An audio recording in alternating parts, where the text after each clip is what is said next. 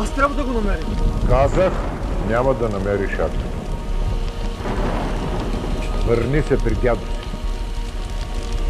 Върни се. Учини се. Успи. Върни се. Учини се. Успи.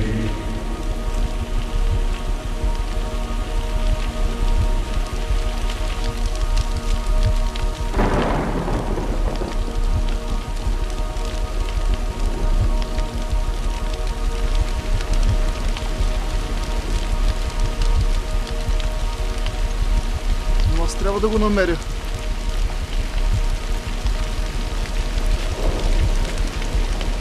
Трябва да го намеря.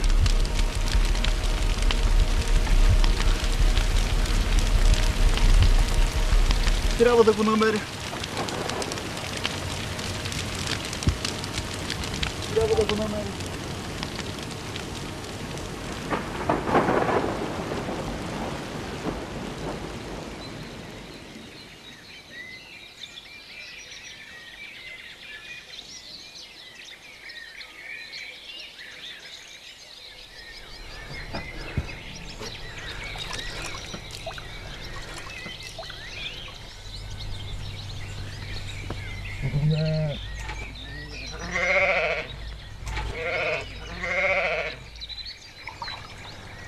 Дядо, не успях да го намеря.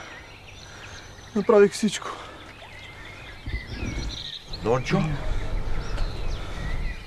Момчето ми. Ти се върна. Колко се радвам, че се върна. Прости ми за всичко, което ти казах. Агнето е тук. Как така тук? Ето го.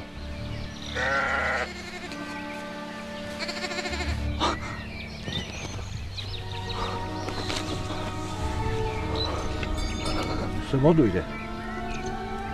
Точно ти тръгна да го търсиш в гората, а то се завъртяло около кошарата, намерило пътя и само си дойде.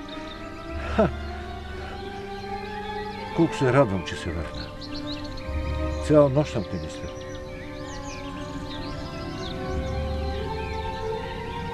Това ти е късмета. Утре ще върна парите. Няма да го продаваме. Агнето е твое.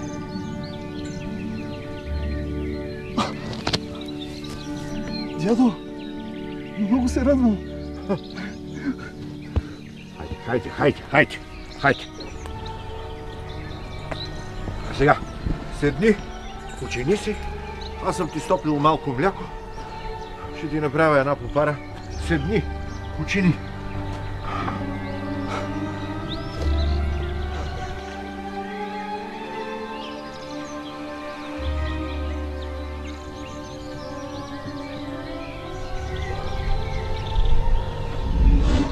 Доброто се удвоява, когато никой не знае за него. Когато не чакаш оплата, не чакаш похвала.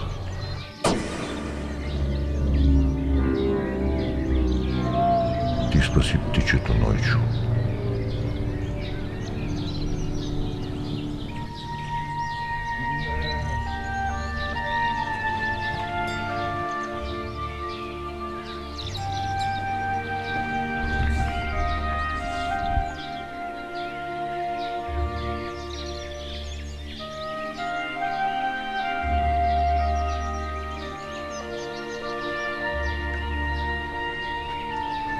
Ето ме побара.